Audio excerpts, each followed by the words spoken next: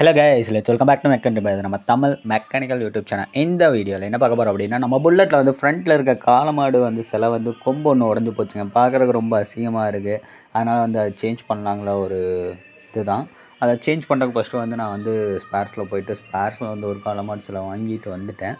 அது காட்ட பாருங்கள். இப்போ ஓல்டு வண்டியில் இருக்க அந்த ரிம்மில் மக்கெட்டில் இருக்க வந்து காலமாடை ஃபஸ்ட்டு நான் கழட்டிக்கிறேன். பாருங்கள், ஒரு கொம்பு வந்து செதஞ்சிருச்சு. என்னாச்சுன்னா, ஒரு ஃப்ரெண்ட் எட்டு போய் ஒரு ஆக்சிடென்ட் பண்ணிட்டாரு. அதனால கொஞ்சம் டேமேஜஸ் ஆகிருக்கு. இதுதான் நம்ம இப்போ வாங்கியிருக்க அந்த கோல்டன் கலர் வந்து காலமாட்ஸில். இதில் வந்து ஸ்டட்டு வந்து வராது, சம்டைம்ஸ் இருக்கும். நீங்கள் வந்து ஸ்டட்டு வந்து ஏற்றி டைட் பண்ணுற மாதிரி இருக்கும். இது கூட 2 வாஷரு, தென் 10 mm நட்டு வந்து இருக்குங்க. ஓகேங்களா?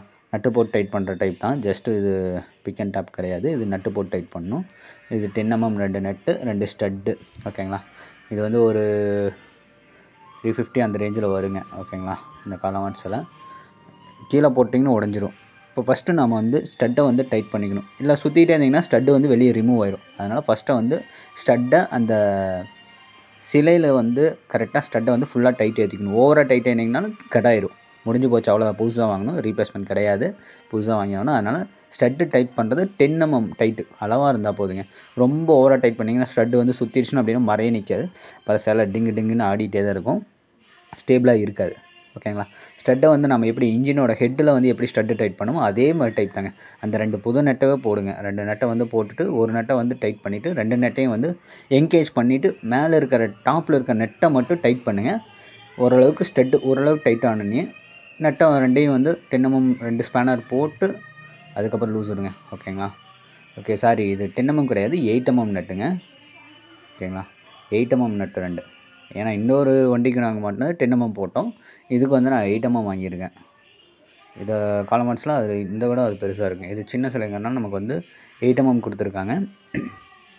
இப்போ அடுத்த ஸ்டட்டையும் வந்து நம்ம டைட் பண்ணிக்கணும். 8 mm ஸ்பேனர் போட்டு நெட்டை வந்து லாக் பண்ணி 2 நெட்டையும் லாக் பண்ணி மேலே இருக்கிற நெட்டை மட்டும் டைட் பண்ணுங்கள். இப்போ 2 வந்து பாருங்கள் போட்டுட்டேன்.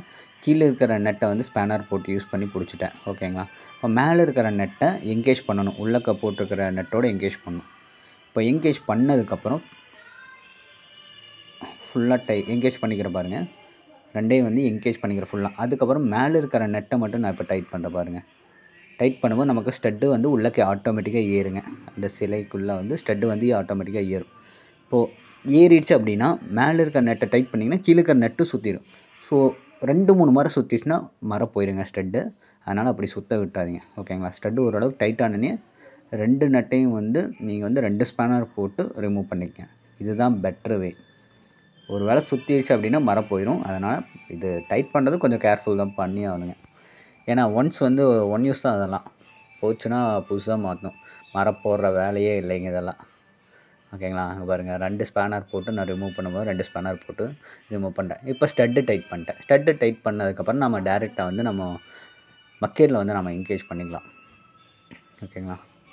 இப்போ பாருங்கள், மரம் வந்து கிளியராக இருக்கான்னு நான் செக் பண்ணி பார்க்குறேன். ஸ்டட்டு வந்து அது எதாவது சேக் இருந்தாலுமே நமக்கு நிற்காது. டைட் பண்ணலைன்னா அது கொஞ்சம் நாள் ஆடிட்டு விழுந்துடும். அதனால் சேக் பண்ணி செக் பண்ணிக்கணும். இப்போ வந்து நான் பாருங்கள் வைக்கிறேன். உள்ளக்க ஒரு பிளேட்டு கொடுத்துருப்பாங்க. அந்த பிளேட்டை போட்டு அதுக்கப்புறம் வந்து சிலையை வந்து கீழே வந்து மக்கெட்டில் வந்து கரெக்டாக என்கேஜ் பண்ணுங்கள். இப்போ என்கேஜ் பண்ணதுக்கப்புறம் கீழே பாருங்கள், நான் கீழே வந்து அந்த கீழே ஒரு 2 வாஷர் கொடுத்துருப்பாங்க பார்த்தீங்கன்னா, அந்த வாஷர் வச்சு அதுக்கப்புறம் தான் வந்து நம்ம 8 mm நட்டு போடணும். இப்போ காட்ட பாருங்கள். இப்போ வாஷர் போடுற மாதிரி காமிச்சிருப்போம் பாருங்கள். இப்போது மக்கெட்குள்ளே இருக்கிறனால கொஞ்சம் இன்டெப்த்தாக தான் காட்ட முடியும். ஓகேங்களா? இங்கே பாருங்கள், இதில் 2 வாஷர் போடணும். 2 ஸ்டட்லேயும் 2 வாஷரு, 2 8 mm நட்டு போட்டு ஏற்றி ஃபுல் டைட் பண்ணிக்கங்க. ஓகேங்களா? அளவாக டைட் பண்ணணும். ரொம்ப வச்சிங்கன்னா முடிஞ்சு போச்சு, கட்டாயிரும். அப்புறம் மாடு நிற்காது. இப்போ மாட்டிகிட்டு பாருங்கள், இந்த மாதிரி தான் மாட்டிட்டேன். இப்போ பார்த்தீங்கன்னா வண்டியே ஒரு தனி லுக் இருங்க. Okay, thank you.